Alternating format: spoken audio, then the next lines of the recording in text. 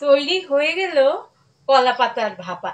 যদি আপনাদের ভালো লেগে থাকে তাহলে অবশ্যই কমেন্ট করে জানাবেন, আমি অপেক্ষায় রইলাম। এটা বাসায় তৈরি করে দেখতে পারেন, আশা করি ভালোই লাগবে, কিছুটা মুখের স্বাদও বদলাবে। আজকে আপনাদের জন্য একদম খুব স্বাভাবিক খাবার নিয়ে এসেছি সিলভার মাছ।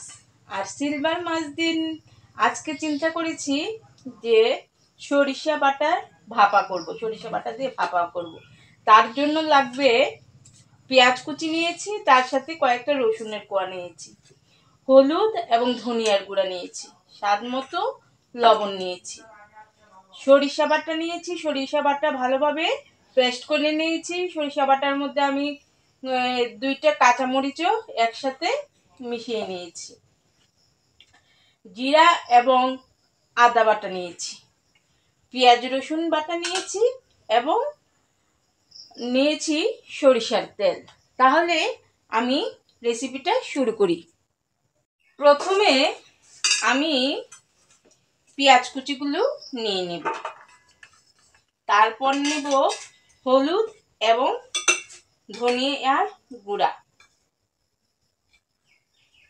তারপর নেব লবণ,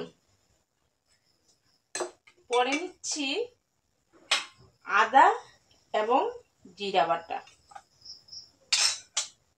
তার সাথে পেঁয়াজ এবং রসুন বাটা নিয়েছি পরিমাণ মতো। সবশেষে নিচ্ছি সরিষা বাটাটা।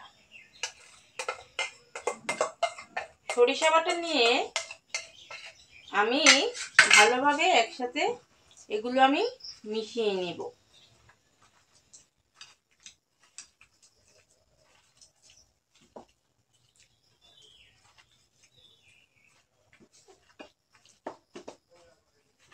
ভালোভাবে মিশানো হয়ে গেলে দেখেন একদম ভালোভাবে আমি মিশিয়ে নিচ্ছি। তারপর একে একে মাছগুলো মিশিয়ে নেব মাছগুলোর সাথে।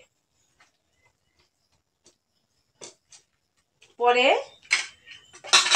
দেখেন আমি সবগুলো এভাবে করে নিয়েছি। ফ্রাই প্যান আঁচে বসিয়ে দিয়েছি। ফ্রাই প্যানের মধ্যে সামান্য পরিমাণ সরিষার তেল দিয়ে দিয়েছি। সরিষার তেলটা দিয়ে ফ্রাই প্যানটা সবটা ঘুরিয়ে নিচ্ছি। এবার আমি একে একে মাছগুলো দিয়ে দিব।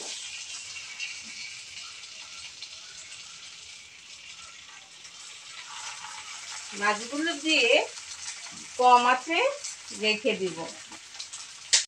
এবার আমি একটু ঢেকে দেব। এবার আমি ঢাকনাটা নামিয়ে নেব, নামিয়ে উল্টিয়ে দেব। এই যে দেখেন উল্টিয়ে দিচ্ছি। উল্টিয়ে দিয়ে আবার আমি আঁচে রেখে দেব।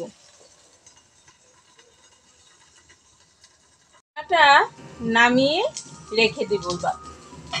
রেখে দিয়ে আবার আমি একটু আঁচে রাখবো। প্রায় হয়ে এসেছে। এবার আমি একটা পাত্রে নামিয়ে নেব।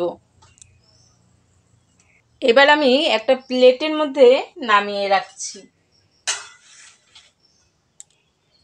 দেখেন কি সুন্দরভাবে তৈরি হয়ে গেল আমার কলা পাতার ভাপা। আমরা ইচ্ছে করলে এর উপর দিয়ে আর একটু সামান্য সরিষার তেল দিয়ে দিতে পারবো, তাহলে গন্ধটা ভালো লাগবে।